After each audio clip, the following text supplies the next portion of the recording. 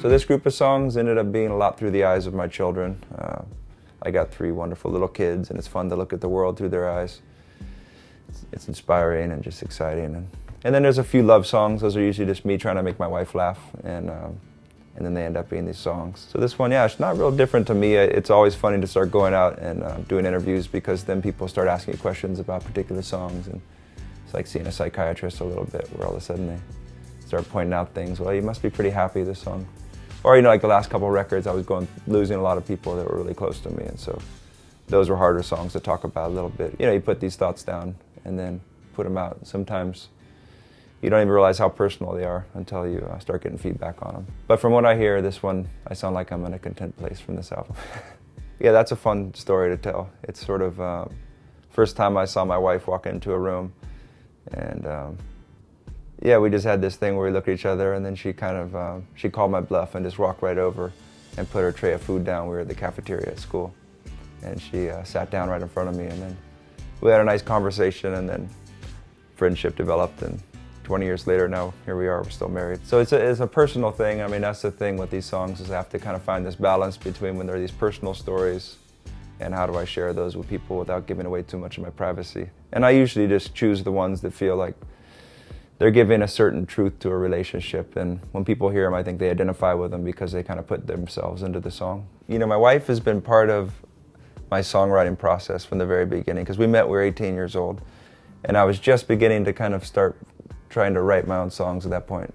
And when I met her, I met somebody that was a lot smarter than me and a lot cooler than I was.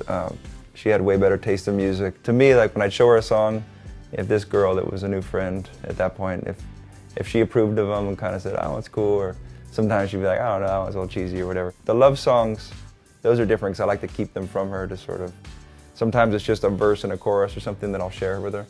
But it's all, you know, it's for her, and so I'm trying to make her either laugh or fall in love with me again or whatever. The magic only happens a few times, like when I first share them, and then they fade away as far as like that conversation between us, you know. It's like maybe me reminding her of a story of something that happened when we were camping back 10 years ago or something. I can't just keep singing that same song to her every day, you know. She'd get tired of that. And so eventually, yeah, then I just decide that they're worth putting out there, and she always feels comfortable with it. I think she starts to hear them in that same way. They become, when I put them on an album, they're not ours anymore in a way. It's like we're sharing them with everybody. Now it's just sort of putting love out into the world. I feel like if I can put songs out there that when people listen to them, if they're on their way to work, for instance, and it makes them feel really good about being a human, and they get there and they're treating other people better that day because they're in a good mood from the music they're listening to. It just feels like those are all reasons to put positive music out into the world. My wife, she so far has never said, like, don't put that one out, that's just mine, or anything like that. You know, she usually, I think, she likes them a lot when they're just hers. And then we've got kids, we want to make the world a better place, so I think she always feels good when I put these love songs out into the world as well.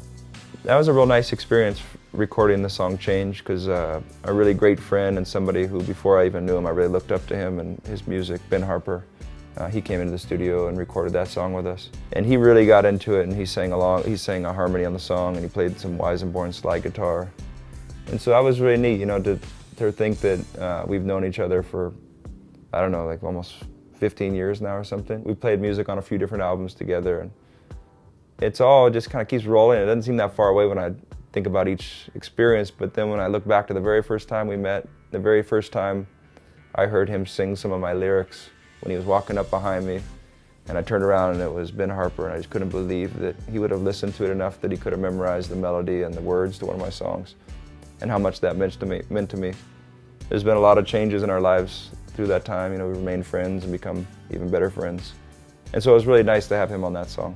With the chorus is something about all these changes and different stages. It gets stranger day by day. Yeah, so that was a nice one to have him on. So I think the albums are kind of like a snapshot of my last couple of years usually. But if I had to pick one song on the album, probably the one I started with, I Got You. It's sort of, even when life isn't always easy, it's just nicer when you have somebody you can share it with, and the hard times and the easy times.